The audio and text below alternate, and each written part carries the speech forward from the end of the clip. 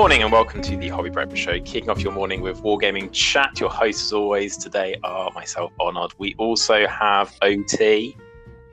Hello. We have the Mayor. Good morning, everyone. And we also have special guest, first time appearance, first ever guest. We have Sebastian. Hello. There you go. Already your introduction is better than OT's. All right, so today we are going to be running over some lists. We're going to be taking to some upcoming tournaments, and we'll be doing the regular hobby and news chat. Stay tuned. Right then, hobbies. So, I haven't done this, so we can skip over me. Do you remember when I had that really productive week 2 weeks ago? That won't happen again this year. You should have stretched it out. I know, I should have lied. I should have been one cowboy a week for the next 10 weeks. Mayor, you can kick us off. Go on. Well, I built some Burrows and Badgers minis, based them. I also built the Goblin Mercenaries, which were a pain in the ass. I only realised halfway through, thanks to OT, not OT, the other one, fucking Onod, that I have to wash the bastards. And even then, it didn't really work. So they were a nightmare to put together. And went to a bolt action tournament. Came fourth, won 2 games, lost to the guy who won it, and he squeezed past me. So, yeah, had a good week. He literally squeezed past you, or? Well, it was pretty. It was a very small venue. Yeah, it was a small venue. Or he was a very large guy. Or just friendly, you know. He was just really tall. Yeah. Yes. What have you done, OT? Have you done anything? Well, You've been busy prepping for the DE review, haven't you? Yeah. I'm also painting up the last of my Riv Knights and Boromir. And you're still painting Riv Knights? Yeah, well, I'm up to 18 now, so like hopefully that covers most possible scenarios. Have you done dismounts? Yes, I already had dismounts from like 6 years ago or something. Maybe not that long. I mean, they're terrible, but they do the job. They all have bows, so I don't have the option of shields. It's just they all dismount and take a bow. But yeah, and then I'm going to paint up Boromir because he's going in the list. I might do Legolas as well if I can be asked, but it's looking unlikely. Then I need to finish my Burrows and Badgers. Oh, this is actually a bit of a list now. I need to finish my Burrows and Badgers warband for the upcoming highly anticipated campaign that's going to fill in a lot of gaps in the podcast schedule. It really is. Yeah, just to put in some serious work. OT has really racked up the old pile of shame. Yeah, but it's good. No models till April. That's my that's not resolution. I will not buy a single model. So Sebastian, you may be unaware, but OT has bought a full army of Thrall and Dale in the space of like a week. Wow! Not a full he just sees the list. He makes the list, and then he asks us, "How does this look, guys?" And we're like, "Yeah, it looks all right." And he's like.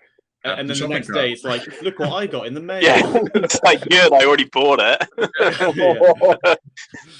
Please don't criticize me. If anybody's selling a Are you asking our audience here? If anybody's selling a Girion, I won't pay 45 quid, which seems to be the price that price gougers on eBay are charging. But if you've got one for like 30, 25 quid. 25 quid?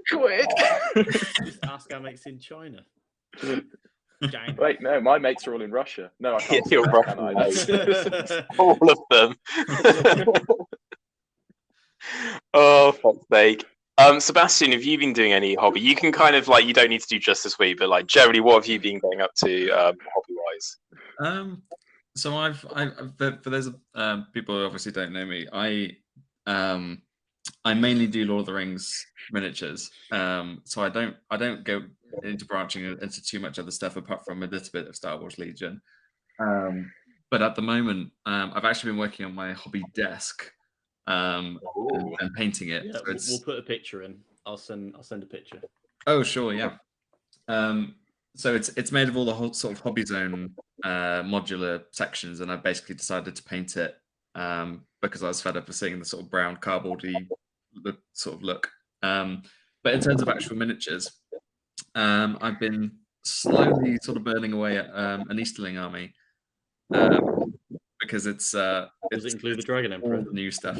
Yeah, Dragon Emperor, obviously. But it's got about almost 50 black dragons, like the actual Forge World models. Jesus Christ. Yeah, it's literally got about 60 odd models in total. Whose kidney did you steal to buy that? Well, I'm mostly using the money from Games Workshop themselves, because I would buy like certain boxes, like almost 1 or 2 at a time, and then there'd be something wrong with one of the pikes or one of the models, and then they'd send me another box for free. So Wow. we almost did this with the match play guide, because I got sent a copy that was slightly dented, and I was like, OT, should I complain about this so we can get you a copy? And then we decided it's only £10, so like if you're going to complain about anything, that's not the thing to do. Make But, it more expensive. I did actually get a second Dragon Emperor, which I then sold. Nice. So it sort of almost paid for itself. Wow. I've never actually had an issue with Forge World. Like everything I've been sent's fine.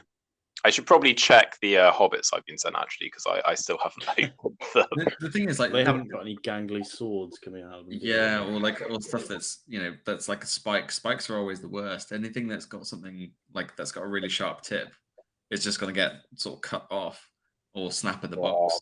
And if you could just take a picture of it, they'll go, "Oh yeah, that's fine. It's just damage." They'll just do another one. But I actually had a missing part. Not have any sharp bit.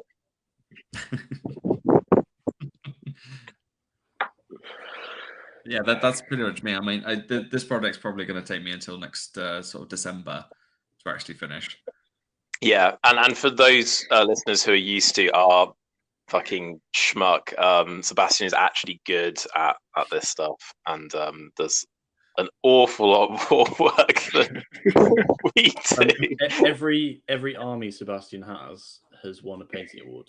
Yeah. Which to be fair though, I have sold the ones that didn't win one. So well, outrage. It is outrage. That's how you do it. Yeah. If you come second, you get sold. It's not good enough. Good. Right. We'll head over then to the main topic of conversation, which is So we're going to be having a look at 3 tournaments upcoming, which all of us are attending, except I'm not going to 2 of them. That's not true. But we'll skirt over that. Details. So there are 2 in Worcestershire, which is an Escalation and a Deescalation, scouring Worcestershire. And then we're also going to be looking at Defence of the North in Bristol, which is a doubles event. That's the one that I'm going to, listener. Not that you cared. How are we doing this? Are we going through like tourney by tourney, or are we going through person by person? I reckon tourney by tourney. Yeah, let's look at the tournament. Yeah. Then we can compare our lists. Yeah. Should we do the fun in inverted commas singles, and then the competitive singles, and then the doubles? So we're going to start off with the de-escalation, which is the kind of less competitive of the singles tournaments. Med, do you want to take us through then? What are you taking? And then we'll have a quick think about what that's going to look like on the day. Okay, so obviously de-escalation, you're starting with the highest point value, which is 750, then 550, then 350. And you can't get rid of anyone's equipment, and you can't get rid of someone and then bring them back. So it's got to be the same list but stripped down. You can't then add anyone back in, essentially. So I'm taking Thorin's company because I've 3D printed myself a big helmet, and I've got a big crocheted beard, and I really want to wear it. And last time I took Thorin's company, it was just really fun. It's just a bit silly. Everyone's got lots of rules, so and it's not that competitive, so I thought it'd be fun to take out. For those of you that don't know, basically everyone in Thorin's company has like some little niche, which you'd imagine they would, since they're all different characters. And big strength of this is going to be the amount of might that I can bring just to put dice rolls in my favor. So the 750 list, firstly, every list has a core of Thorin with Orcrist, Oakenshield, Killy, Philly, Balin, and Dwalin. So I'll just go through the 750 list. So it's 13 models. So not that high for 750 points, but actually 13 heroes. That sounds like a lot of heroes, because they're all sort of around that 50-point mark. So I've just quickly written the unique thing about each model, just as a reminder for myself, if nothing else. I like Bilbo's. Bilbo's, which one's that? Sneaky bastard. Sneaky bastard. Yeah, we'll get to that. So Thorin is essentially a 3-inch reroll 1s to wound banner. Killy and Philly are basically the same. They can swap places for free. One has a bow, one has throwing axes. They've all got strike, so that's really nice. Balin can use a will to reroll priority. He's got 3 will. Dwal is just a beat stick. He's just really good at killing stuff. Biffa, 3 moves if he wounds an enemy on 1 attack. So after he wins a fight, he can choose to just do 1 attack. If he wounds, then his axe is removed, and he can just call a free move every turn. So he's basically going to blow his 2 might to get that done. And then I'm going to get 3 moves every turn, which is going to combo nicely with winning priority from Balin. Ori has a 3-inch. If a hero slays an enemy hero, they can gain a might, will, or fate lost previously. And he's got that slingshot, which if it hits on a 6, then it auto wounds, which is really nice. Oin can heal a friendly on a 4 or 5 1 wounds, or fully restore their wounds if he rolls a 6. He also can spend a will to let someone re-roll a to hit roll, I think, if they're within 3. So he's spending will for that. And then Bilbo, he's being a sneaky bastard. So yeah, he's just going to put the ring on and help me kill enemy heroes. I haven't used Bilbo with Thorin's company before, so I'm hoping that you're using Bilbo wrong. As we know, the only correct way to play a hobbit with a ring is to climb up a tree. Climb up a tree, yeah. Well, unfortunately, it's not. He doesn't have Frodo syndrome where they just don't break if he is around. So, real shame. He doesn't suffer from the ring making him go crazy, so that's pretty nice. I don't know where he is in the hierarchy. Actually, he must be like in the middle. I don't think he's massively high up. I think he's I think he's only really sort of just below or above Frodo. He's like on the 4th branch of the tree. Okay, pretty far up. Frodo's right at the top. He's fucking hanging on to the top. So it might be that I can't use him with the ring, depending on what my opponent takes, but we'll see. Then the dwarves that are in this list that aren't in the others, so they get immediately stripped back, is Dorry, Boffa, Bomber, and Norrie. So Dorry, basically, if he's within 3 inches of Bilbo, because they're best friends apparently, Bilbo can use his might, will, and fate as his own. We know we love that rule. Boffa hates magic. Basically, if he's targeted by magic on a 2-up, he just ignores it, which is kind of pointless because he's not even that good. Like, why are you targeting with magic? It's a weird rule. But he does have a 200 weapon, so I was like, I'll take that. Bomber's fat. He just moves around really slow. So he can let someone regain. What even is this? Allows regain +1. What does that even mean? You get a 1 will on a. I think you roll and get will points back. So I've seen people comboing him really well with Gandalf and other sort of really powerful magic casters.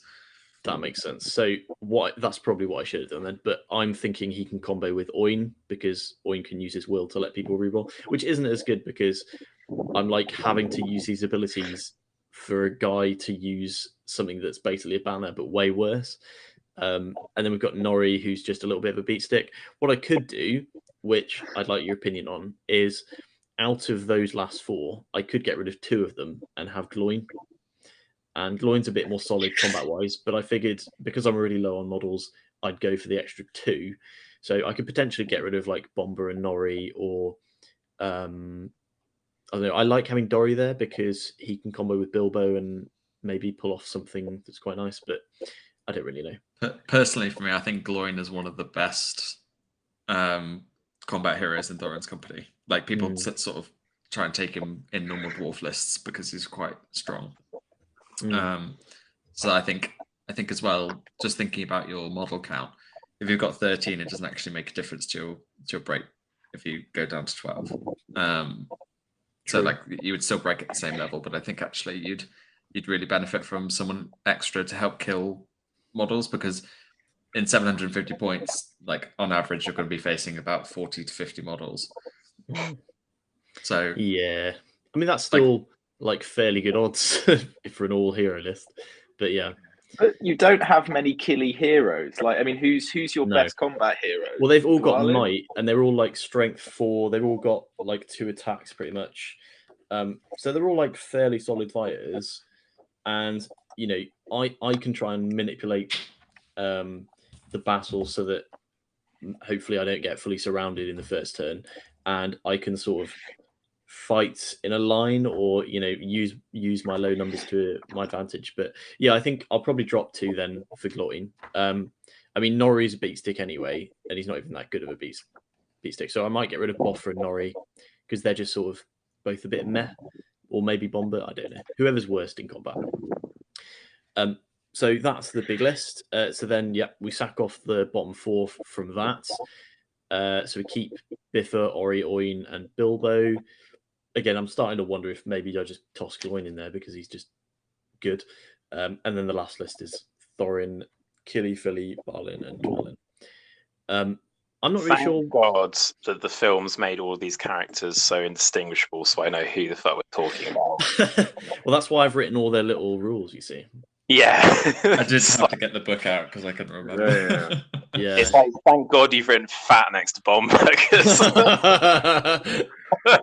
You know what I'm talking about, yeah. I only know Ori's the one with the slingshot. I remember him. But like if you put like Bofa, Dory, Nori, or Bomber, Bofa, So you don't even remember their names. Nori in front of me, I wouldn't have a clue which ones they were. I think I knew their names better before the films came out.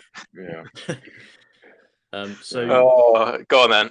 potential good matchups and bad matchups. I'm not really sure, to be honest. Like, I've never really used an all-hero army like this. They're slow. I don't really play dwarves. Like, I don't really know what's going to be good and bad. So I'm thinking maybe small model elite armies could be quite good against it because they can just like charge me and just be better in combat than me and just beat me out. Low model count scenarios, I'm going to struggle with board control because I'm slow anyway and I've got low models. So naturally, I'm probably not going to be great against horde lists either. Oh, sorry, that's meant to be good matchups. Lol. Oh dear. So you can see where I put bad matchups. Everything? Everything. Like I actually don't know. I feel like just everything is bad. What do we think the odds are that by the time that this episode is published, that Mare is taking Goblin Town? I won't take Goblin Town because I'm taking it on the first day and I'm going to be sick of it. He says. I don't know, you've been playing it continuously for like a year and a half. I have not. A year and a half? No. That's like back in lockdown, mate. No. The first time Lockdown was like 3 years ago, wasn't it? Fuck off. The first time I used Goblin Town was when we went to Worcester like a couple of months ago. That was when I. No, but as in like you played against my dwarves, like. Oh yeah, in like a friendly once, yeah. I didn't feel that friendly. No. It was not that friendly. It didn't go well. Yeah, so that's my list. I still think maybe I'll try and put Gloin in. Do you reckon I should put it in Goblin Town in? Goblin Town. Yeah. I personally would put Gloin in like all of your lists except for like in fact I'd even consider putting Gloin in your list instead of Philly and Killy, but I don't know how like in your 350, but I don't know how that would work points wise. Well, they're 50 each, and he's 85, I think. Yeah, but then it's like I guess he's D7 with 3 attacks, isn't he? Like he's actually he's a lot one of the more solid because a lot of them are quite low defense. And the other like the twins have 2 attacks, and like they're a bit squishy, and like yes they can swap places. But who really cares? Special. Yeah. Balin is 40, so I could get rid of one Killy. Killy and Balin maybe. Oh, you want Balin for but priority. Winning, but maybe winning more priority. Is that worth a hero that has 1 attack? Think carefully. de-escalation, so you're not allowed to add people back in that have been removed. So if you're removing them at the bottom, this is the bottom. This is the but bottom. how are you then going to do it further up? Who are you going to remove further up to add in? Because then you can't add them back in. Does that make sense? No. So Gloin will be in every list. Yeah. But if you move Barlin from the bottom list, Oh my god! Please cut this. If you don't, I will. if you remove Barlin, am I getting this? Yeah. who are you removing out of the top list to put Gloin in so that you can get Barlin? No, it And goes then- the other way. It goes the other way. So you start with the big list and you Yeah. take stuff out. So Gloin will be in all of the lists. So who are you taking out of the big list to put Gloin in? Oh, right. So it'll be, let's say, Norrie pointing at and the screen will help. Botha. Norrie and Botha. So Okay. Norrie and Botha on in any of the other ones. Okay. And then I'll put Gloin in for two of the other ones in the middle list. Okay, that makes sense then. Yeah. No, I'll need to swap it out. So we'll leave the slide as it is. But yeah, I'll be putting Gloin in because that makes sense. We'll make OT do a really complicated edit. I'll just put loads of arrows. Yeah, this changed, that changed. It's fine, he's got time. What value does my time have? Oh, good. Right, what's the next? Oh, it's Sebastian's competitive lists. Let's do Sebastian's so de-escalation. should I do my fun list? So yes, for my de-escalation, I just decided to take some Haradrim and Corsairs. So it's not intended to be like the most fun. It's just something that I quite enjoy doing because it doesn't get completely steamrolled like Mayor's list. Are you saying my dwarves aren't going to do well? Yes, yeah. I think it heavily depends on scenario.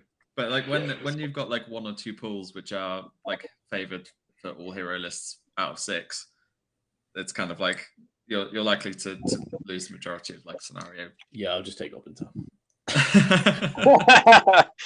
Oh, we're gonna have to refilm that now. No, I won't. We also wouldn't do that. No, we wouldn't. That is way too much effort for us. Yeah. People will know in the post-tournament review. So the 750 list starts with an alliance of Corsair and Serpent Horde. The leader of the army is going to be Dalamir because he's much more survivable than most of the other heroes. So the heroes that I've taken is made of 4 warbands. So we've got Dalamir, Suladan, Raza, and a Haradrim King. So it's the idea behind the list is essentially having a survivable hero who can be the leader and just get some backstabbing pirates in there with lots of fight for, and a couple of crossbows. So he's got 4 Corsairs with shield, 4 with shield and spear, 5 Arbalisters, and 4 Black Numenorians. There's a bit of terror in there of 2 and defense 6. And then the first warband with Suladan, he's on his armored horse, 7 warriors with bow and spear, 2 serpent riders, and 7 Abrakan guard. So basically, you've got that fight 4 in the front rank with strength 4 burly, and then spears at the back with bows. And then sort of 2 cavalry just for those sort of objective based and just for that extra sort of flanking hitting power. And then second warband's got Raza. Raza's kind of a hit and miss sometimes because he's only fight 4. So he has played games where he's just bounced off of regular troops 3 or 4 times in a row. And he's also very squishy, but he is the sort of named captain role. So he's got that 3 might point. And then he's leading 5 warriors with bow, 6 guard with the spear, and then 1 serpent rider again. So it's got a sort of that cavalry for objectives. But it's also got that fight 4 in the back rank and more bows at the front. And then the very last warband's the Haradrim King all by themselves on a horse and a war spear. So the thought behind that is just kind of like a deployment drop. So I could just put the king in wherever on the board. And they can always run to wherever they need to go, really, realistically. And the rest can kind of deploy as and where because there's lots and lots of shooting. So I need to know where my opponent's going to be. But they're there for extra might points. And it's also just fight 5 with a lance, essentially. as quite a cheap hero, and they've also got the Heroic March. That's going to be. And the list also has a banner as well, because Suladan is actually a banner. Is that so for I haven't got VPs to as stick on well? something. Yeah, for VPs too. Nice. So it's literally got a bit of everything. Like the good matchups are sort of Horde Fight 3 armies, because there's lots of Fight 4 in here. But the issues is the sort of potential bad matchups is anything that's Fight 4 and Strength 4. So like Urukai would be an absolute nightmare. And like Elves are quite difficult as well, because the Strength 3 bows against most of the army is Defense 4. So they're sort of winning you on 5s, and their Fight 5 means your Fight 4 basically means nothing. So those are the kind of bad scenarios. But the list essentially just slowly. Lots of the warriors move around from different warbands as well. So in the second list, in the middle list at 550 points, I dropped Raza because I want to keep the Paradum King, because I actually think they're better in combat than Raza is. And it just sort of redistribute where the warriors are, so that the Haradrim King basically takes on the warband that Raza used to have. So this one's only got 34 models, whereas the first list got 49. And then the very last list at 350, it only has Suladan and Dalamir left, and it's only got 19 models. I don't think the 350 list is going to do very well.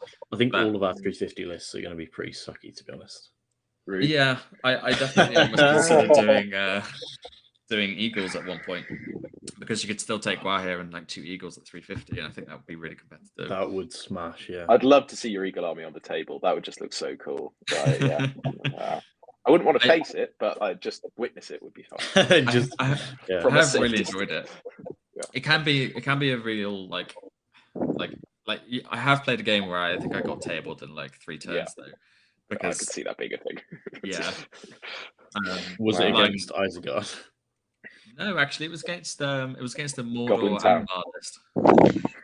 Goblin Town. Goblin Town's not going to do shit against the Eagles unless they whiff.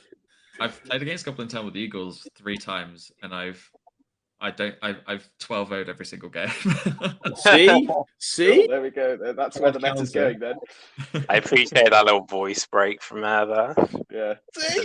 See, they're not I'm not a power gamer. One really niche army can beat them. It's fine, guys. Everything's Eagles. Uncompetitive army. Yeah. I have to admit, that wasn't a scenario-based game. All of them were like Lords of Battle or Contest of Champions. Well, yeah. That's fairly strong. Okay. So basically, if you were using literally any army in the game, you still would have won. Steady on. But yeah, that's those are my 3 lists. I don't think they're particularly fun to play against nor to play, but at the moment I feel like I've used a lot of my lists multiple times. It's just one of those lists that I was like, I can play it I've played it so many times that I can use it in a relaxed way, and I don't have to think about how I'm playing it too much. I think it's good. You've got a good spread of different unit types to like do a bit of take all comers, and I think you're spot on with the matchups that could be good and bad. Yeah. What do you think of the Arbalesters? Are they? I've never used them or played against them. Are they good? I think if you're taking an all Corsair army, you want as many as you can, because you combine that with the amount of throwing weapons you've got. And if you suddenly got like a 50 model army with like 20 odd crossbows, and then suddenly that can be extremely like off-putting to play against. But in a list where it's like a combination of both, I actually find the Arbalest quite redundant, because you actually need more models in combat to support your heroes and just like make that line. But if you've got sort of a group of 5 or 6 Arbalesters, you're only hitting with like half of them, and then half of those might do a wound. So it's like 5 or 6 models who could be in combat, contributing to those dice rolls. And actually, I think that they're quite pricey for what they are. 10 points. points. Yeah. But having that like the threat, I think it's kind of more of a sort of play on your opponent's mind when they've got, let's say, Elrond or Glorfindel on a horse. And it's like against your list, maybe with the Rivendell Knights, it's like actually, I'm wounding your horses on fours. If you're not particularly experienced with the Rivendell Knights list, you might struggle with Speaking of not experienced with the Rivendell Knights list, there's a transition for you. Segue on. Like, I see. One draw record with Riv Knights. Okay, so I completely lost track. So if this is wrong, who cares?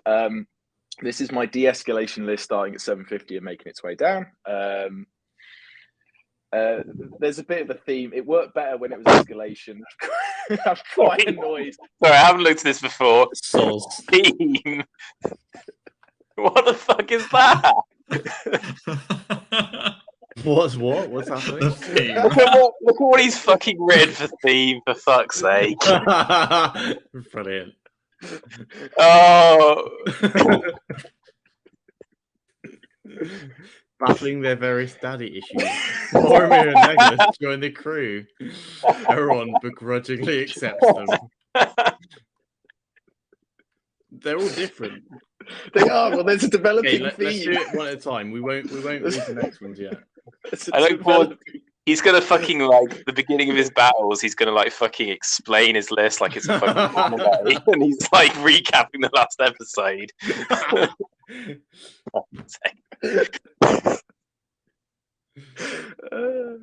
Right. So what is this list then? Yeah, it's a very good question, actually. Yeah. Die or win trying.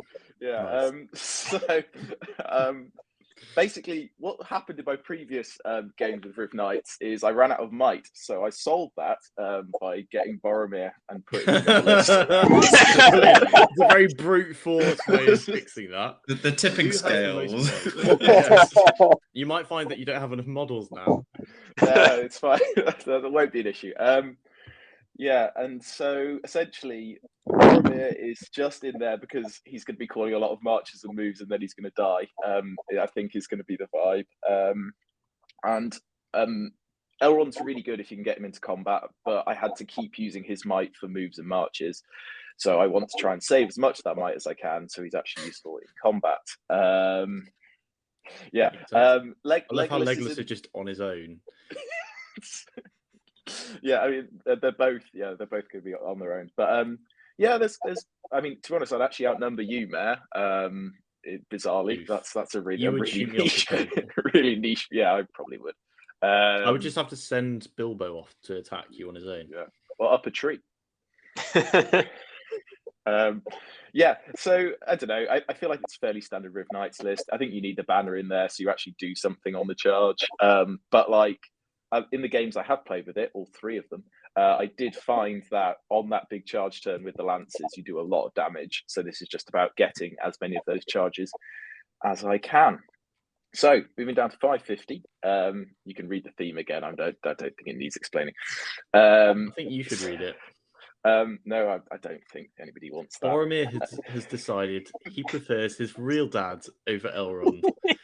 Legolas desperately tries to impress Elrond by joining him at his day job. So essentially all that happens is Boromir has headed back to Gondor, and I'm nice. That's going on the. Yeah, I was about to say yes. Yeah, send me a screenshot. That's going straight in. But yeah, I've kept Legolas, and I've just lost a few might essentially. So we'll see how this goes. A few might. You've lost half your might. And you're 200 points. Yeah. And then this is where it gets real tricky at 350 because I've got 4 models. Legolas has succumbed to his daddy issues and is looking for a new father figure in his life. Elrond has essentially had enough at this point and is wondering if he made a mistake by choosing eternal life. Wow. It's a bold choice keeping Legolas at 350. I know. What, instead of actual models? An actual model count. Why have you done that? I was running low on might. He's a maverick. I mean, Legolas on horse. How many points is he? Just over 100. Yeah, I think 115, 110 because I got I mean, Cloak on him. The maximum you'd get is like an extra. Is like instead of him would be like five Crocodile yeah, Knights. And it's like, actually, to be fair, I would rather take Legolas than them, because you're going to break faster as well if you take the extra models. Well, exactly, because in order to break, Don't give us reasoning. In order to break me, I'd Mock him. Like a quartering would mean I'd have one model left on the board or something. Like, I think I'd do okay against this list. Yeah. What, with your Thorin's Company? Yeah. I mean, I'd stand more of a chance against it than anything else, probably. Yes, because I got less shooting, I suppose. But yeah. Yeah, I don't know. I'm fairly happy with it. Like, I think the theme's good. And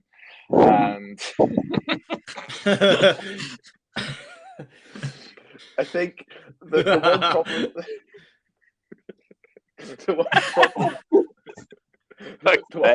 The one problem. There's one problem. The only thing stopping KT from winning this tournament is. If anybody can outshoot me, I probably will just lose, because, like, actually, I mean, I'm just going to have to kill so much stuff with shooting before I charge in. And actually, at 350, I've only got 3 bows. So I don't actually know how much work I'm putting in. But yeah, 3 bows, 5 shots. Yeah, that's true. Yeah, Legolas is a little bit more than 1 bow, isn't he?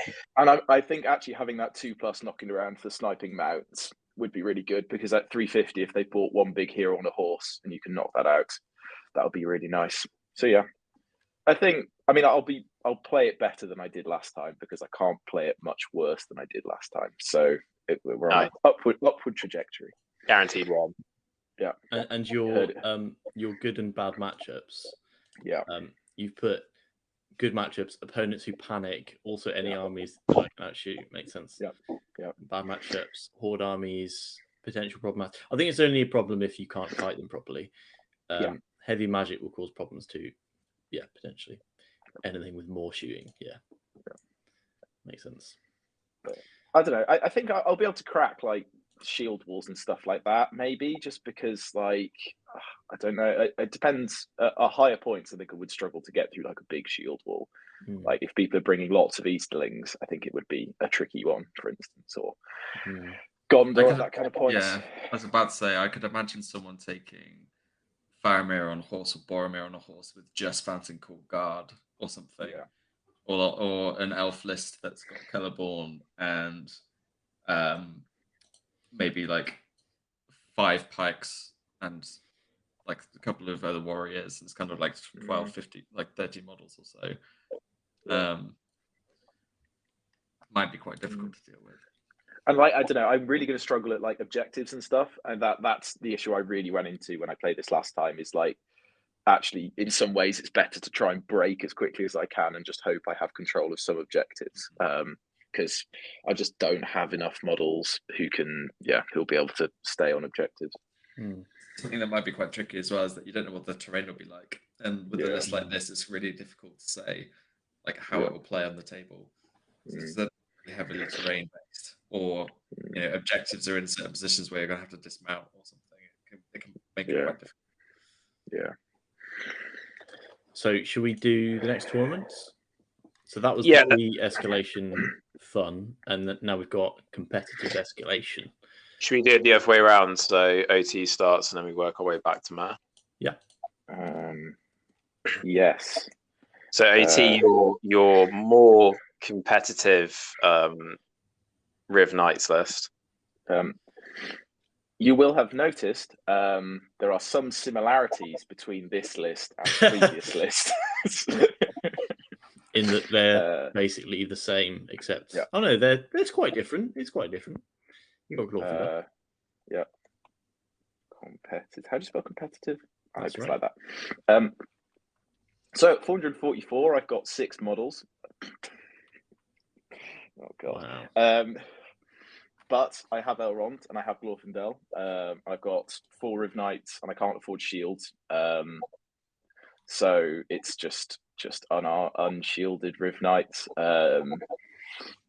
It might be okay. I don't know. I think I'm gonna have to get so much out of the heroes with this list that I'm not sure it's going to be a thing. I'm not confident 444. It would be fair to say. So I think it may be a 0-1 start. I think a lot of people, like when I was making a lot of lists for 444, I think it was really, really difficult. Yeah. But I think Elrond and Glorfindel, they are super good heroes, and at such low points value, Yeah. you would sort of expect to play against maybe one really solid hero, Yeah, and then maybe like a captain or something. But in your list, because you've got two really hard hitting heroes, that's quite difficult to deal with. Yeah, and like they will. I don't think anyone will, as you've said, I don't think anybody will be able to handle them. But I also don't think they'll make back their points in time. Like I think because they only have. They only. It wasn't me. I was You fixing started it. it though. No, I enabled didn't. him. I You didn't enabled start him. it. Because I only have 6 might in the list. I say only, but I only have 6 might. Like I can't be calling lots of heroic combats and stuff like that.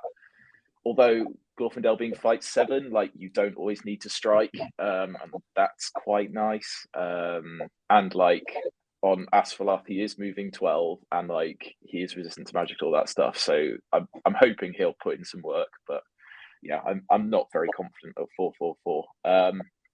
666 is where it starts to look a bit better because I can fill out the warbands a bit. Basically, they both get 7 knights, which means I'm actually looking at. I got that wrong.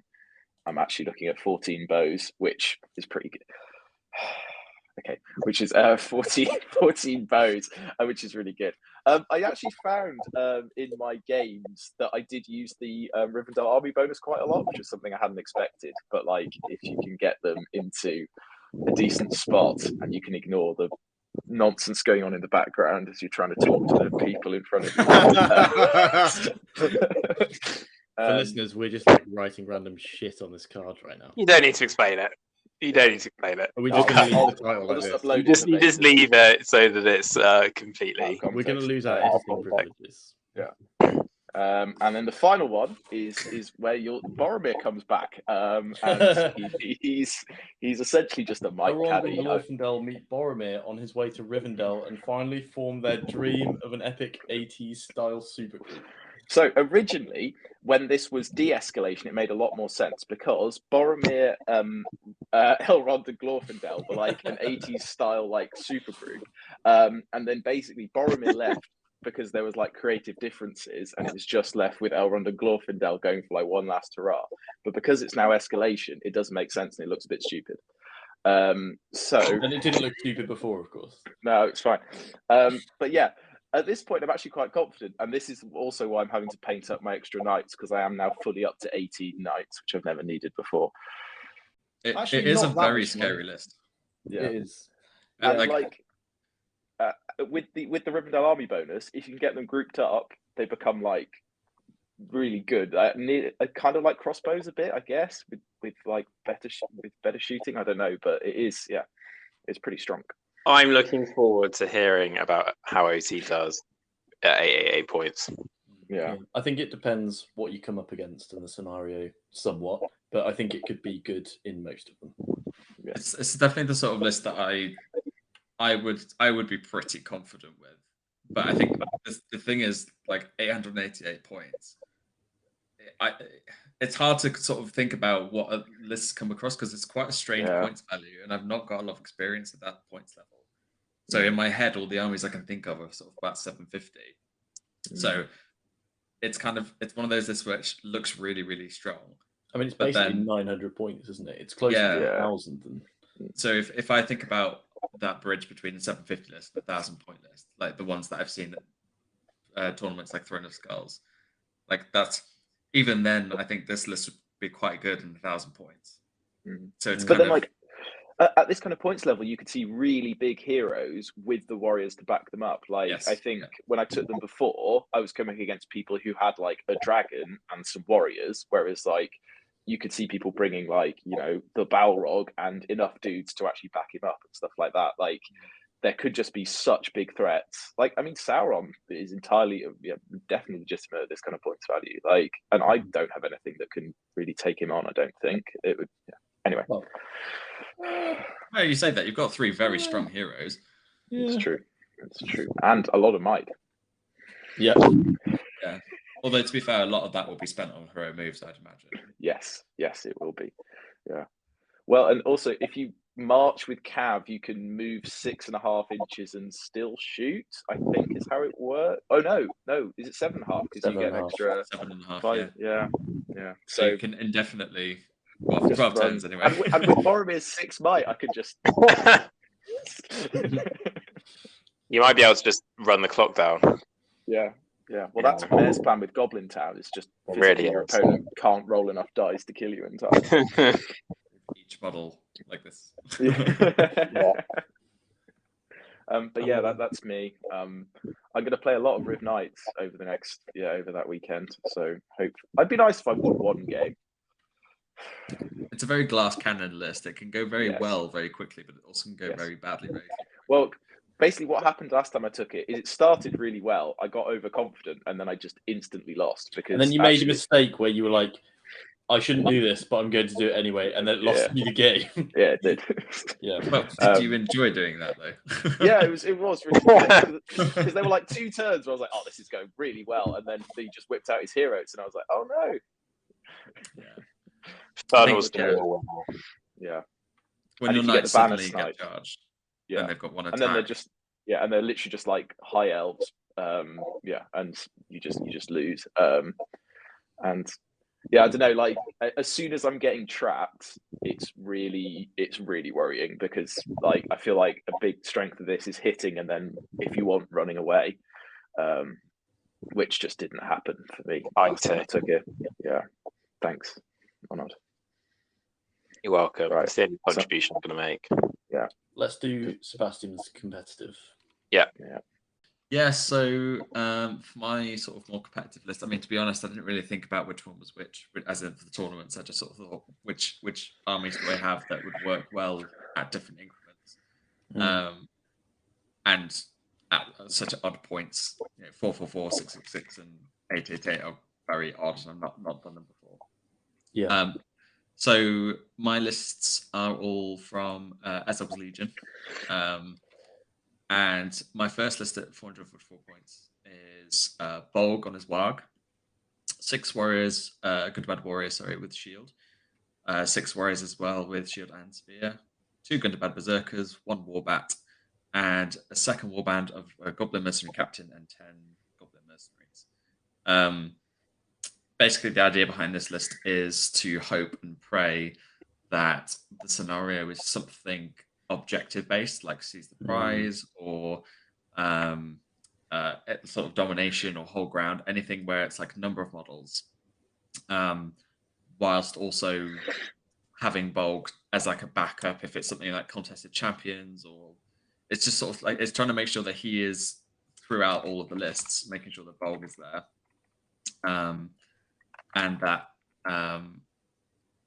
he is sort of the main hitter of the army, but still have enough warriors and troops to sort of hold back the rest of whatever my opponent's army is. And that list sort of then transforms into an extra warband in the 666 point list,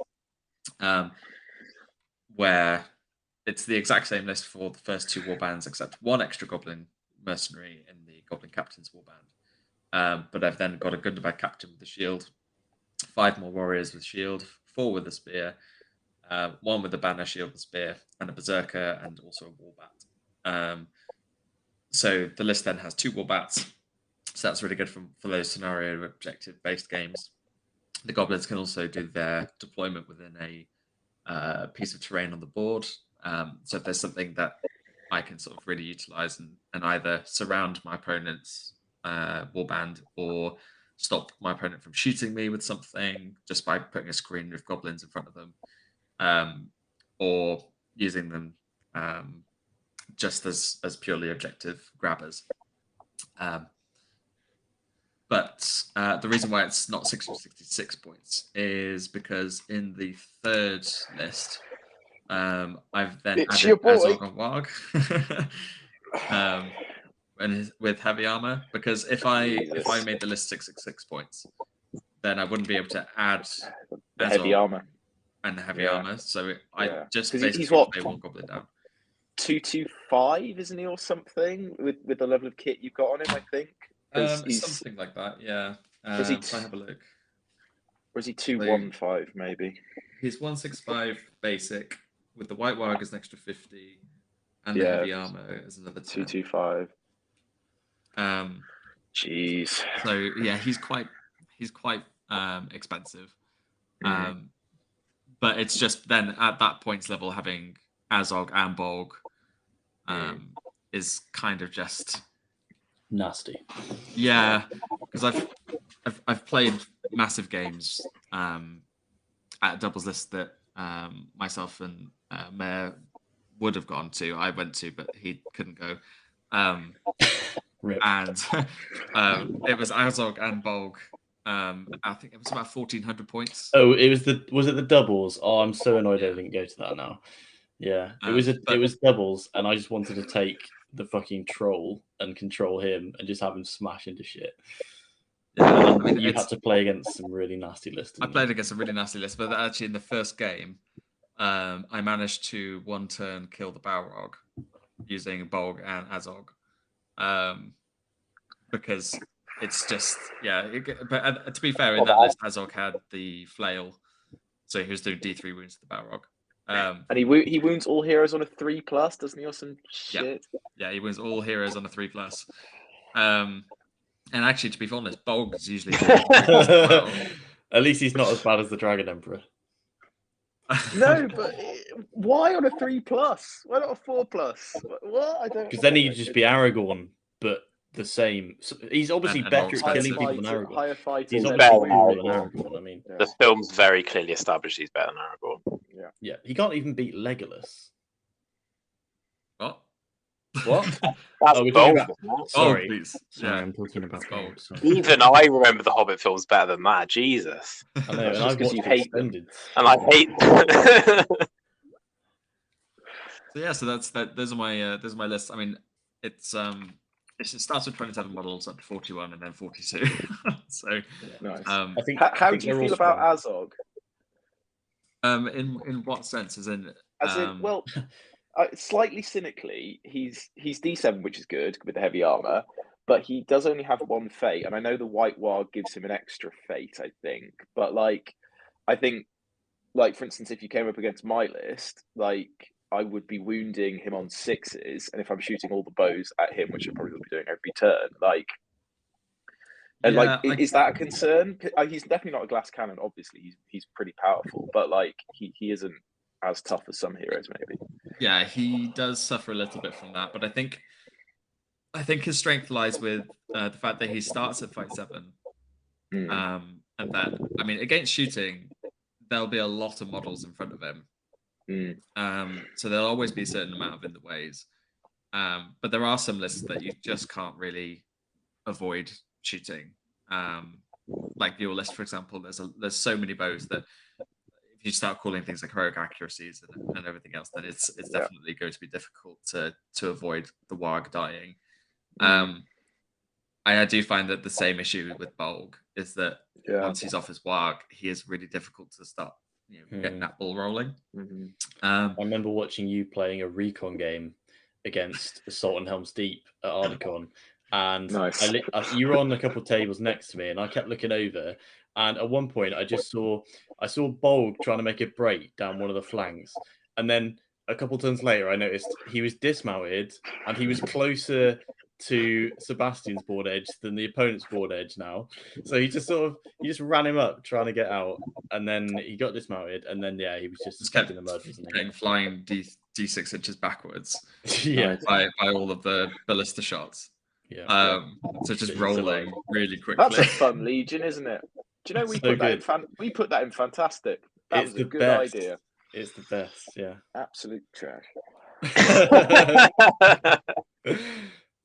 Yeah. But like, Well, I think it's a cool list. If you get Bolgan Azog rolling, my god, like your Yeah. opponent's gonna have a miserable time. I think the other thing as well is that the bats can actually protect them quite well. So Mm. if my opponent's got heroes who aren't mounted or they've been dismounted at some point during the game, and I win priority and get to move first, then the bats can sort of swoop over and potentially knock prone anyone that they're about to charge before they charge them. So then they're sort of guaranteed to be able to not suffer any damage if I charge in and lose the combat. Yeah. And how does that work? Is it just like a 4+ or something? I can't remember what it is. So the model flies over a man-sized target or smaller. You roll a d6 on a 4+. They suffer strength 4 hit. If they survive, then on another roll of a 4+, then they are also not prone. When you say if they survive, you mean as in, so if you hit them and they live, then they could get knocked prone. Yes. Yeah. Okay. So it's a 25% chance, basically. Yeah. So it does happen sometimes, but that's why I've got 2 of them because you can target the same model. Yeah. Cool. Yeah, I'd say really I'd say the good matchups are kind of dwarves and elves because of the orcs having hatred as well. So rerolling the ones and the fight 3 means that you don't really care because you're gonna the list basically accepts the fact that you're a lower fight value. But the fact that there's quite a lot of defense 6 and strength 4, it plays a lot like an Urukai list, but with sort of better combat heroes. Because the Gundabad orcs are basically what Morannon orcs, but with hatred, elf, and dwarf, aren't they? Yeah, they are basically the same stats. Yeah. Okay. And I'd say a terrible list to go against would be something like Eagles because of the knocking off of Azog and Bolg off their mounts and everything causes terror. Like there's quite a lot of low courage in the list. Nice. Well, let's move on then and have a look at Mares. And it's interesting to see the Mares 440 list has the most models of any list we've discussed so far. So this is going to be a quick one. So competitive fucking Goblin Town back taking again. Goblin Town. So I've got to have the Goblin King, unfortunately, at the lowest points value. I actually didn't want to take him at this points value because then I could have more goblins. But you have to take him. That's what it needs. So the problem is, even so at 4, is this the right number? I can't remember. Goblin King everywhere. We've got Grinner and the Goblin King to start with. I've kept Grinner because I found that when I took him to the tournament, his swap with me was really useful. I could get the Goblin King out of trouble and put him into enemies where they weren't expecting him. How is that a thing? Yeah, so I've saved him from Eristor. I've saved him from Isildur. Yeah, it's just really useful. It's just a bit of a utility, and Grinner has 3 might. So I've still got 8 might with this. How much might does yours have, OT, at this point? 6. 6. So yeah, it's got 5 models, I think, maybe 6. So I outnumber you, 10 or 11 to 1. Then now, so I really love the Scribe, but when I took it to a 7-game tournament, it averaged at coming. So I brought just over 50 points worth of goblins on. So basically, as far as I'm concerned, the Scribe is just more goblins, which I don't really need much more of because it doesn't help my breakpoints. I'd almost rather have them on the board because it does help my breakpoints. But what it does give you is mobility. So at low points value, rather than sacrificing might points for mobility for goblins, I've just taken a mercenary captain, hence my building of them this week. And I've got 11 mercenaries. That is just in every warband because it guarantees me somewhere. And it's also much better in scenarios like Reconnoiter because they can actually appear somewhere useful. 3 of the 7 games I played at this 7-game tournament in Cardiff, the Scribe goblins that came on did actually nothing. They didn't make it to combat. They didn't help whatsoever. So mercenary captain, I think, is probably the way to go until you get to higher points value. So then we've got, I've just added in the Scribe and captain and golem. Golem's obviously really good. He combos with the king, lets you kill most things. I've got some nice combos off with him. You can even use him to just snipe an enemy banner or hold a doorway because it's hard to charge him. Or sit on objective, also hard to charge him. Then we've got the big list. So this is 16 mites, which is how many more mites than yours, OT? 4. 4 more mites. And what's your model count again? 22. No, Okay. way less than that. 20, 21. So it's like 6 to 1. Yeah. 6 to 1 model count. And I've just added more captains with more goblins for this. Some people think you should take less goblins and more captains for the might points. But to be honest, I would just rather have a higher break point. Not that I need a much higher break point at this point. I mean, just the length of my turn is going to be worrying. Theme is self-explanatory. Bad matchups. There are a few. Anything with mass bows or cav, because or generally like elite armies, depending on the map, depending on the board, because if all I can get is a 10-man line with 2 deep on your army, it doesn't matter how many other goblins I have, they're not going to be doing anything. So as long as you can take on that and you can position yourself properly, I think you can get through the goblins plenty quick enough. Obviously, mass bows is going to be a problem, especially if they're strength 4, even strength 3 if they're kiting. Wait, Well, goblins I mean, are defense 3, aren't they? They're So, defense yeah, 3, so- so alpha yeah, bows are so pretty bad. actually just, basically any shooting is really bad for me. Throwing weapons is bad for me. But again, it almost doesn't matter because I've just got the numbers. Lords of Battle, almost an auto loss. Some people argue that it's not because you can, as long as you Table your opponent.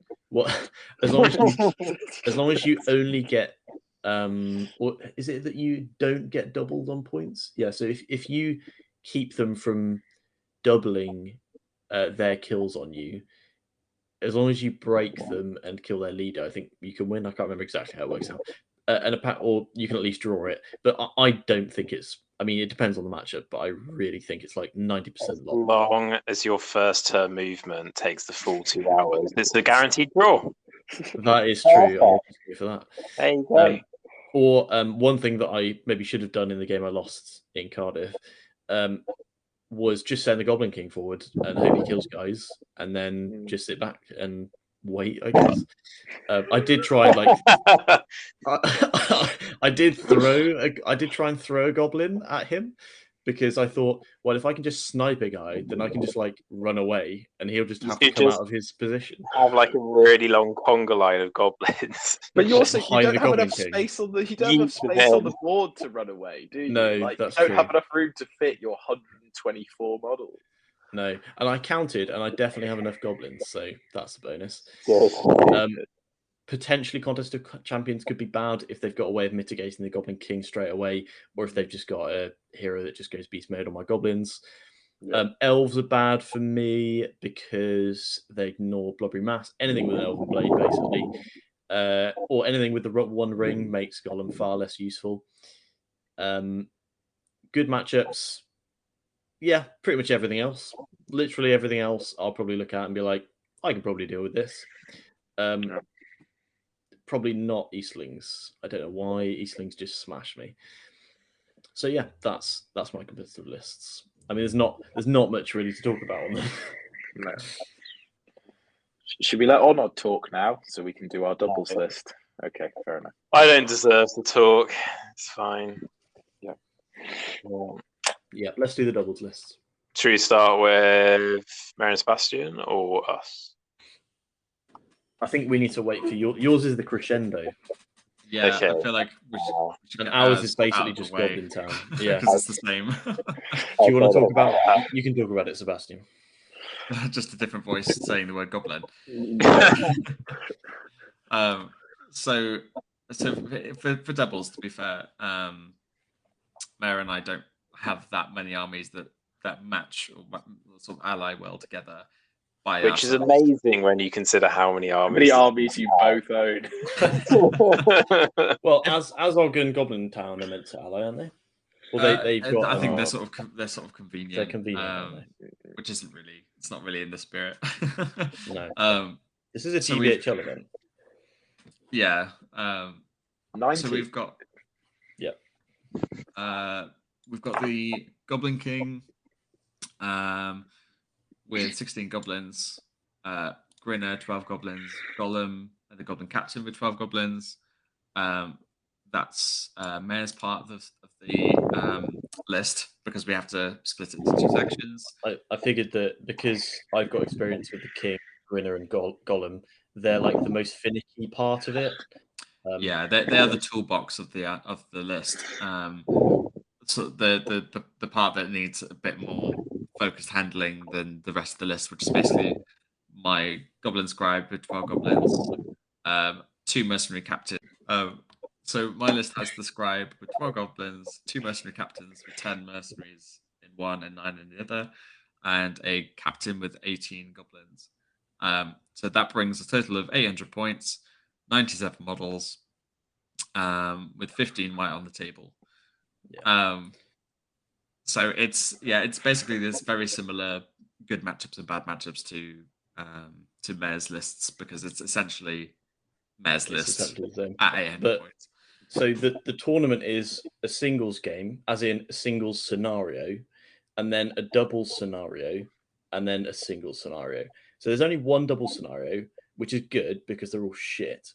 But most of them involve you being on the opposite side of the board from your ally, which is why we've got a captain in both. Because then we've got that's just on the first day, though, right? You've got another double scenario on the second day. Is that right? Yeah, pretty sure. Oh, okay. Well, that's doubly good that we've got that. Then I've obviously read it very well. Yeah, so we've got enough captains to keep us marching around. And we've got the 2 squads of mercenaries to just be wherever they need to be. So really, it's just going to be the Scribe and the Captain that might be on their own for a little bit. Yeah, because the way that doubles works is usually there's one of the players and their army is in some sort of immediate peril, while the other army is there to go and help. And from the double scenarios that we've played in the past, we've found that all cavalry lists tend to do quite well. Yeah, because or at least when you've got one element that can move really fast and get to the other one. Yeah. Or if both armies are pretty sort of solid in terms of defense and number, then you can normally stall out for enough time. So with this list, it kind of you've got the extra versatility in deployment, whilst not having anything that's going to get one-shotted really quickly. Like if you've got an expensive hero like Legolas, who's all by himself with 1 warband, then it doesn't really matter because all they are goblins. So the only actual key parts are all in one list, which are the King and Grinner and Goblin. Golem. Sorry. So yeah, that's pretty much the list. Yeah. Nice. I reckon that will do pretty good. Yeah. That's my prediction. Now, moving on to a list that might struggle. Oh, God. I don't think I've actually seen this list yet. No, we're gonna be. You would remember it if you had seen it. It's. Oh my goodness. We're gonna be at the bottom table, and we're gonna be loving life. I like that you put might lots 11 plus. What did you stop counting at 11 or? No. Well, you just have infinite might because of Bill the Pony and Strider. But 11 might is less than what we've got, isn't it? Yeah, but we have Strider. We've got 15.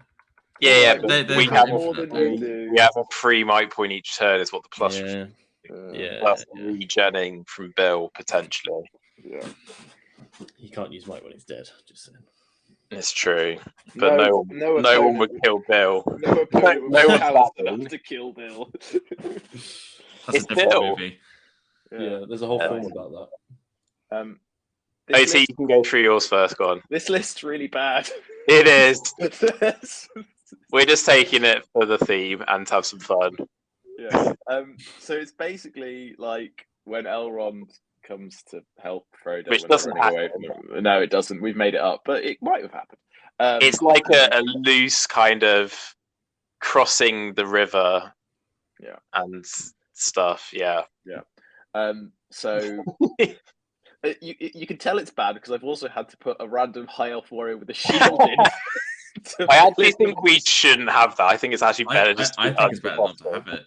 Yeah, I genuinely think just go in like 15 points undercosted. Just it's fine. I don't think I could live with myself going in points under though. Like I don't know if I'd. You're playing with Pippin and Merry. It's fine. It's fine. Oh, yeah. So I mean, I don't really know how we would win, to be honest. I like the fact that you haven't even explained what the list is yet. You've just said how terrible it is, and how they're reading it, and how it's going to be really. Tell us the list. OT, read out your list. Come on. So it's Elrond with heavy armor and a horse, Riv Knight with a banner and a shield, 7 Riv Knights with a shield, and do you know what? I won't put the High Elf Warrior in. My dismounts are terribly painted anyway. We'll just cut that. So, and in my list, highly anticipated, we have Strider with horse, bow, and armor. One of your 18 Strider models that you've fucking off and brought out. Look, okay, I like Aragorn. I'm allowed to own multiple copies of him. Arwen with Asphaleth and Elven Cloak. Frodo with the ring, nothing else. Doesn't have the other stuff yet. Come on. Get with the law. We've got Sam, the Chad. Love Sam. It's so good.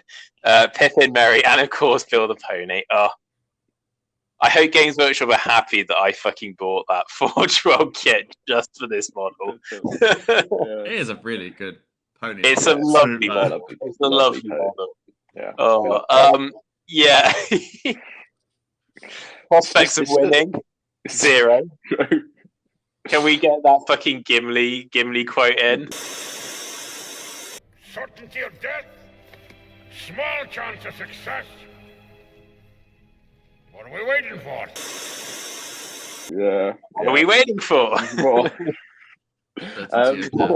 Well, we have uncovered though the hidden Arwen strat.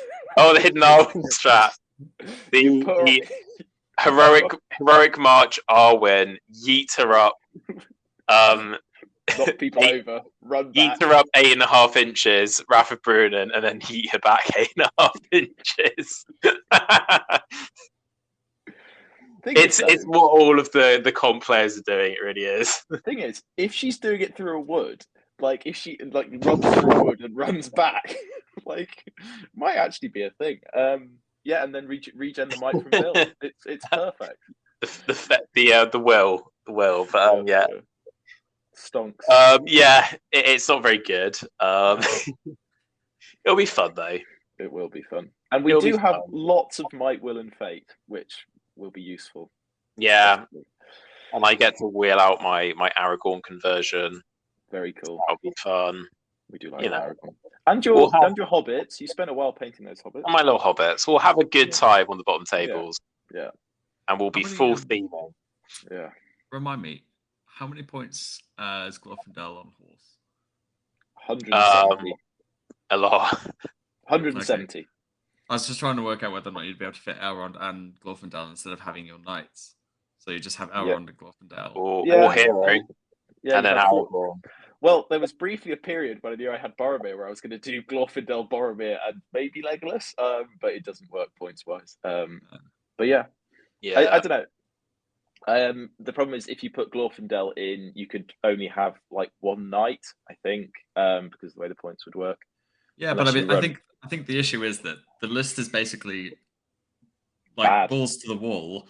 That's okay. With, like, we're fully expecting to go 0 and 5. Don't worry. So it's one of those lists where it's like, well, you're only taking the knights to get extra models in, but they're probably not going to do what you hope they're going to do because they need the support from your heroes.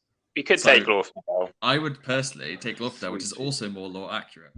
Or hero, yeah, it's true. No, but then you can take Asphaleth.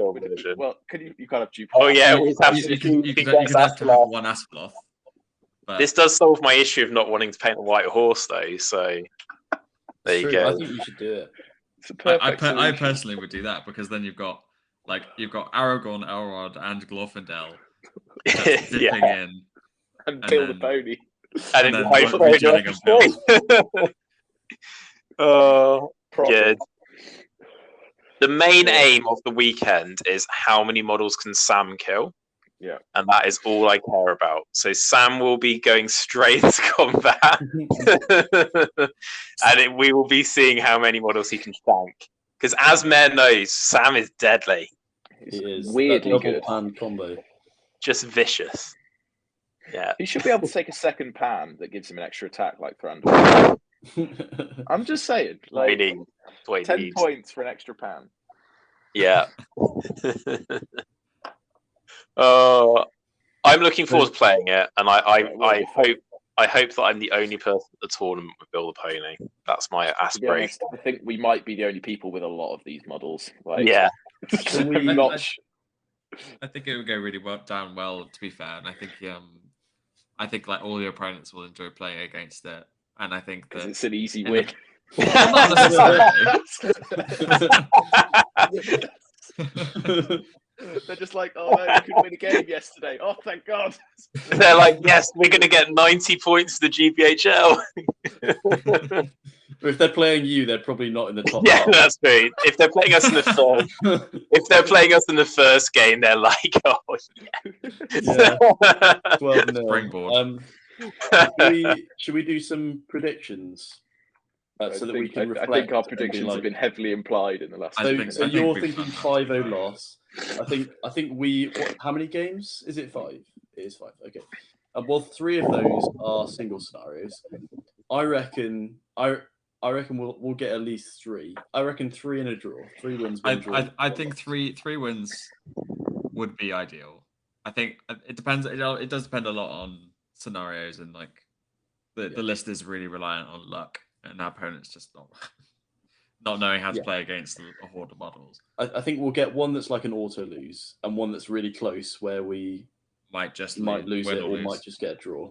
But at the same time, you do have some scenarios that are just auto wins. Like anything that requires a number of models on a objective. Yeah. Like you can afford to like have say 5 objectives. You can have 18 models on each or something, which is more than our entire army. Like. So how long are the games actually? Because that's something else to consider. 2.5 hours, I think. No. Oh yeah, they are 2.5. Yeah. 2.5 hours is quite a lot of time, and I think in 2-hour games, I think the list that's would not better. good for us. In 2.5 hours, it's not good for us. We're more likely to break. You guys will be able to play and from the pub. You'll be able to play twice as many games because you'll just play games after you. You just rematch them immediately. Run it again. Yeah. I'm hearing that I can drink like 2 pints after every match. A slight tingle in my fingers. I think it's affecting me. What did I say? He can't hold his liquor.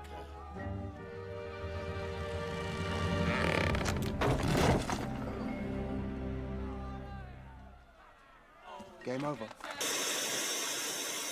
I can drink like 2 pints after every match. That's what I'm hearing, and that's fine by me. For the singles, on the fun event, what are our predictions? I think OT wins his first tournament game. That's my prediction.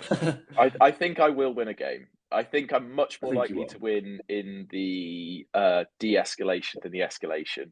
But I don't know. I disagree. I think other way around. I think you're more likely to win with Glorfindel. Sorry, are you thinking 1 out of the 6 games you're going to win? Is that what you're saying? I think I will. I don't know. I might win 2. I think there are some matchups that, like, if I play relatively intelligently, like, I actually have a fairly good chance of winning, because it is just quite hard to deal with Riv Knights. Like, they are quite elusive, and I'm going to be able to outshoot virtually everything. Like, it's really hard to get this many bows into an elf army at the kind of points you're talking about. Like, because they don't count towards the bow limit, like, unless I guess they're bringing like Mirkwood Rangers or something, I'm probably not going to face that many things with more bows than me. But yeah. I think I'm hoping for 2 wins out of 3 with my Goblin Town, but I really like 3 wins. And I think my Thorin's Company, out of the 3 games, I think I'll win 1 based on like pure luck. I think your issue with Goblin Town is that it might be really hard to get 3 because you're relying on not hitting a single bad scenario, and because like you've highlighted, there are some scenarios that are so bad for you, like you're relying on not hitting any of those with all 3 games, and there might just be a game you can't win. Like I need it to be Contest of Champions instead of To the Death or whatever it's called, and I need my opponent to be a Horde army, same as me, like Assault on Lothlorien. That's exactly what happened in Cardiff. But even against other Horde armies, like there's no way. I don't think there's actually a way a list can outnumber you. Like I genuinely don't think it's possible unless they bring like ruffians or hobbits. Ruffians or hobbits. Okay. I will definitely be those. But yeah, I mean, I think I could lose 1 on bad matchup, but I could also win 3. Who knows? Yeah. And yeah, Thorin's, I'm not expecting to win any, but it'd be nice to win 1. I think for my fun list, I feel like these lists are probably better than my other lists in terms of which one's your fun again? My fun ones. So the Corsairs and the Serpent Horde.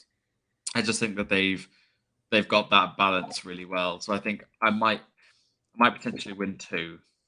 I feel like I would lose the lower points game. I feel like you're going to win 2 on both days.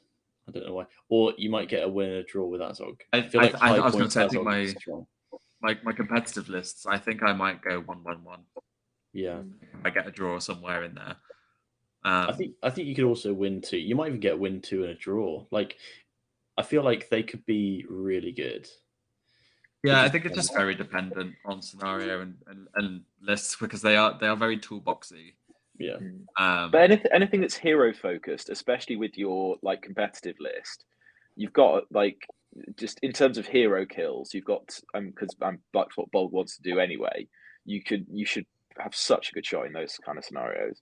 Yeah, I think that the only issue is that in the 400 and 600 points, the list is without Bolg. If Bolg gets taken out by like a Glorfindel and some dudes, if he gets taken out of the list, there's no backup.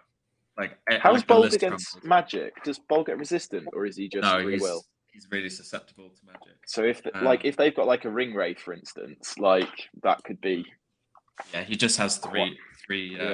Well, I played against a Black Rider list with Gundabad before, and it only took 2 turns of black darts, and he's just taken off the board. Yeah. And because he's so expensive, he's like half the list by himself, and because there's only 1 of him, like he has to do all the work. It's a bit like having your elf list. Like Elrond's got to pull his weight quite a lot. Yeah. So if he doesn't do that, or if it gets taken out by a blister or something, then the list kind of crumbles. Black Riders is a bit of a beast list, isn't it? Like it feel like if it's correctly piloted, it's just. I think they would do really well at Escalation as well. Yeah. Yeah. Just put in because actually those by hit 888, like stacking those the Harbinger. Yeah. Well, I mean, that's a point. Did we ever check the like courage, how low courage can go? Like, can it go below 1 or 0, or like what's the lowest courage can go? I think caps at lowest of 1. I don't think you can ever be courage 0. Yeah. Well, because then you can't pass, can you? You can. You roll 2 dice. Double 6s. Double 5 would pass at 0. Oh, sorry. In my head, sorry, I've just played bot action, and you have to get under the. It's the opposite way. Yeah. Oh, nice. Getting under 0 would be difficult. Yeah, that's why I was like, can it go that low? That's a little weird. My aims for the tournament are very simple. I have 3 aims. 1 is to kill as many models as possible with Sam. My second aim is to build the pony to win a fight. And my third aim is to get the combo where Sam gets a free heroic combat for Aragorn because Frodo is in a different combat, and then you yeet Aragorn in. Those are my aims. No build a pony in that third one? Like, Sam and Bill the Pony. You villain. Can I clarify? Bill the Pony winning a combat, is that by himself? Yeah. He has to. He can't like Aragorn can't win for him. He has to win. But like, so Bill has one attack, right? So as long as you just go one-on-one with someone, that's quite high odds. I don't feel like that's a challenge. I feel like it needs to be.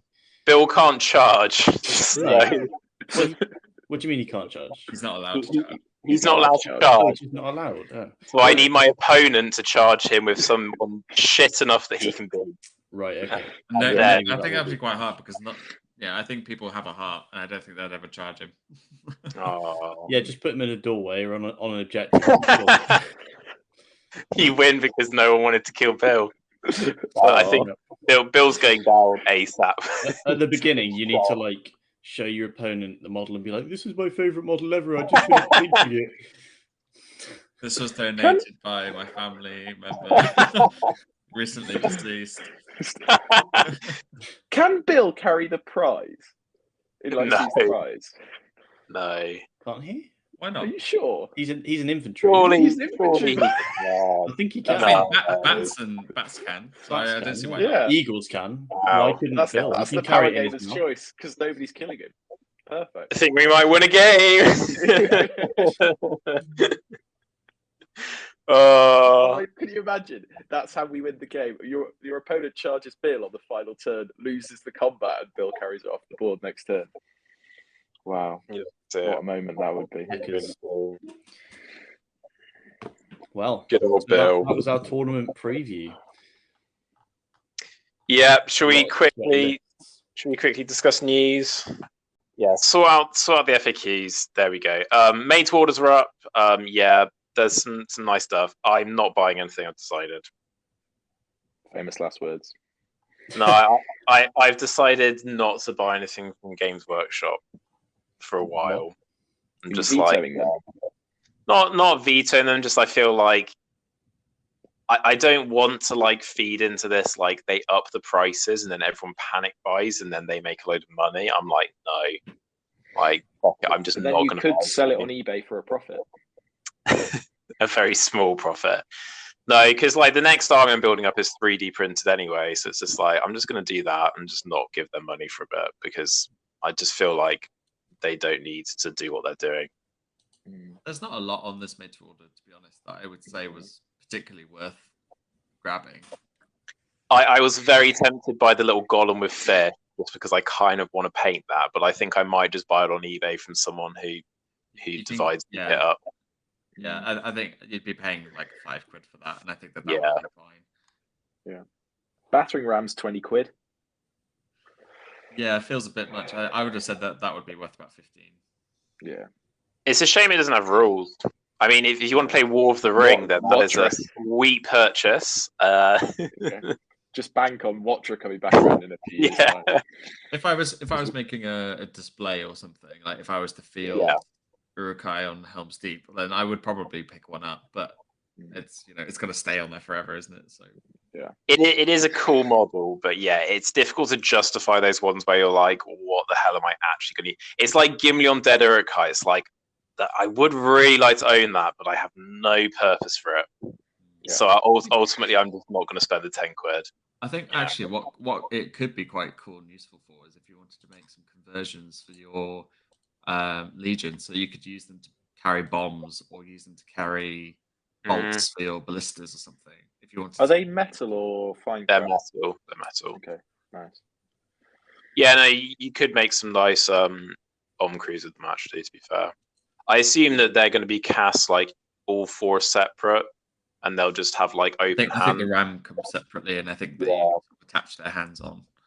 Yeah, so you could use them for that if you wanted an in-game purpose. It's weird actually that it comes with 1 base. You'd have thought they could just do it with 4. And then there's a lot of models like that you'd think would have 1 base, like the Golden King of Rabrakan, where he's got two small individual separate bases on 1 model and makes everything really confusing. Yeah. Should we talk about the price increases then? The price is going up. Yeah, it's just going. I mean, it's the same with everything really at the minute, isn't it? the thing that annoys me is they said in their Warhammer community post, we're not going to increase the price of starter boxes, but they are increasing the prices of the battle host boxes, and it's like, those are starter boxes. Like, Yeah. like I get that in GW's mind, the starter box is like the one with the rule book in, but it's like, Realistic. come on, like they're making such like enormous profit margin on a lot of these kits. Like, I get that there's inflation, but isn't it worth like biting the bullet as a company so that you continue to like try and remain vaguely in line with affordability? Because Games Workshop's already ridiculously expensive, so this is not going to help. Yeah, I don't know. I mean, the problem for them, I guess, is the prevalence of, well, the increasing prevalence of 3D printing and stuff like that, and like. But the answer is not to increase prices, because then that just drives more people. I'm just trying to explain what I assume their rationale is. I mean, I don't know. The problem is, we all know that there will be enough like diehard fans who are willing to keep paying these like increased prices. Maybe for like 40k, but yeah. But then, as you point out, 40k is the majority of their business. Like, yeah, like Middle Earth's a bit of a side hustle for them, as it were. Like, it's not really a main thing. I mean, don't get me wrong, Middle Earth will still be like one of the most affordable GW games. Yeah, because it's just cheaper than most of them. But it is, yeah, it's just a bit of a bummer, isn't it? Especially when you're like increasing, like Fellowship's going to go up to I think 35 quid, and it's like that kit is old. And some of the sculpts are not great. There is no cost for them other than like pouring a bit of plastic into the mold. Like, they're not having to pay anyone to do anything. They're not really giving that any shelf space in most stores. Like, does that really need to go at £2.50? It's only £32.50 for like quite a small sprue. I would know. I've bought 2 of those sprues. I think but no more will also go up as well, won't it? Yeah. And that's already very expensive. When you're talking about trying to start Easterlings, like you're talking, £82 for the Emperor, who doesn't come with the dismounts that you need. Because isn't the host of Dragon Emperors like 110 quid or something? Isn't it? £128.50, isn't it? That's nuts. That is apparently Forge World resin's going up in this one as well, so that really affects the Middle Earth range. Does that make Iron Hills even more expensive than it already is? It will do. Not if you buy it from China. Or if you buy it now before it well, that's what they want you to do, though, isn't it? They want the FOMO. That's why they announce it. Yeah, because they guarantee loads of sales. It's difficult, isn't it? Because the increase isn't even like, when you break it down, actually the increase isn't that much, but it's the panic buy that gets you to just commit to buying it, because you're like, well, I want to buy it in the future. It's the panic buy, and it's the fact that Games Workshop have done this 4 years in a row. Yeah, and it's like, it's starting to become a bit of a like, this is not them. Like, they made record profits pretty much every year now since like 2018. They just keep making money, and it's like, you clearly don't actually need this money to keep your business afloat. Like, you are making more and more and more money. You don't need to up your prices by 6% to make money. Like, but it's that old useless thing of like, things are only worth as much as people are prepared to pay. And like, I imagine doing like market research for SBG is really hard because the sample size is quite small. So like, actually, if you are willing to just give it a go and chuck the prices up a bit and people keep buying it, I think like, even in 40k though, things are gonna be like kind of a tipping point now though, where it's like for example, an Imperial Knight now costs £100, and that's before the price increase. It was like, do you remember when we looked at that Troll Brute for our worst models episode, and it was like 92 quid? And I was like, I cannot believe that is 92 quid. Like, are that many people going to be willing to keep spending that much on what is essentially like a toy? But the thing is, it's non-essential, isn't it? So it's just how you justify it. Like, objectively, it's almost all wasted money unless you're doing like painting for like commission work for profit. Like, Maybe just buy less stuff. Yeah. Late stage capitalism is bad. Heard it here first. Next week, then, we're going to be looking at Bows and Badgers. We're going to be starting off our campaign. The warbands we ran through a few episodes ago are going to be taking their first steps, and we'll be playing a few games and running through how those went. So, big thanks to Sebastian for turning up and putting up with us for almost 2 And hours. some actual, genuine, good advice and wisdom. Oh, well, He's really upped the quality, and I think it's going to be difficult to sustain. Yeah. So you can't have me back. yes. Just wait for the complaints in the comments. He'll be back for the post-mortem of the tournaments. The post-mortem, fuck yeah. Where we dissect the fucking dreadful carcass of me and As I fail to win a game across all 3 days. I'm trying to sell my Midnights list. oh, fuck's sake. Good, yeah. So, yeah, thanks, Sebastian. Yeah, it's goodbye from us, everyone. Feel free to drop a comment. Ding that bell. It's Bye, the little sound weekend. thing. And yeah, have a good week, everyone. We'll catch you later. Bye.